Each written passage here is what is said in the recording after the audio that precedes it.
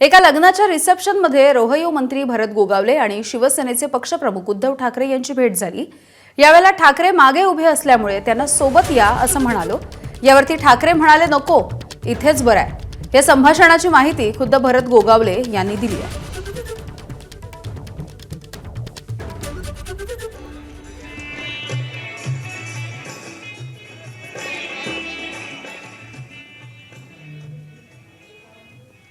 संवाद नाही काय झाला, आम्ही पुढे गेलो, ते मागून आले आणि आम्ही उभे होतो तिथं मुला मुलीला शुभेच्छा द्यायला। तर उद्धव साहेब तिथं उभे होते, मी त्यांना बोललो ये आमच्या बाजूला इथं उभे राहायला।